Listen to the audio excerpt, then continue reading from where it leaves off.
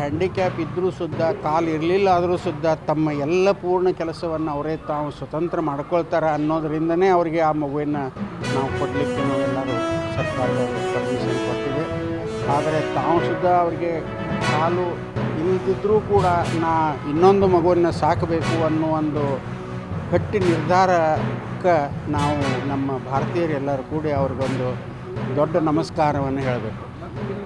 ಇಲ್ಲ, ಇವರಿಗೆ ಯಾವುದೇ ಥರದ ಇಲ್ಲ, ಮಕ್ಕಳಿಲ್ಲ, ಇದೇ ಮೊದಲೇ ಮಗು, ಇದನ್ನೇ ನೋಡ್ತಾ ಇದ್ದಾರೆ. ಹಂಗಿಲ್ಲ, ಇದು ಎಲ್ಲ ಒಂದು ಸೆಂಟ್ರಲ್ ಗೌರ್ಮೆಂಟ್ದಿಂದ ಕಾರಾ ಅಂಥೇಳಿ ಇನ್ಸ್ಟಿಟ್ಯೂಟ್ದಿಂದ ಇದೆಲ್ಲ ವ್ಯವಸ್ಥೆಯನ್ನು ಮಾಡ್ತಾರೆ. ಕಾರಾದಲ್ಲಿ ಅಪ್ಲಿಕೇಶನ್ ಅವ್ರು ಹಾಕಿರ್ತಾರೆ, ಬೇರೆ ಬೇರೆ ದೇಶದಿಂದ. ಅದೇ ಇಟ್ಲಿಯಿಂದ ಅವರು ಅಪ್ಲಿಕೇಶನ್ ಹಾಕಿದ್ರು. ಇಟ್ಲಿಯಿಂದ ಅಪ್ಲಿಕೇಶನ್ ಹಾಕಿದಾಗ ಆ ಮಗು ಇದ್ದದ್ದು ಅವರಿಗೆ ರೆಫರಲ್ಕ್ಕೆ ಅವರ ಯೋಗ್ಯತೆಗೆ ಅನುಗುಣವಾಗಿ ಮಗು ಅವರಿಗೆ ಸೆಲೆಕ್ಷನ್ನೂ ಆಯಿತು.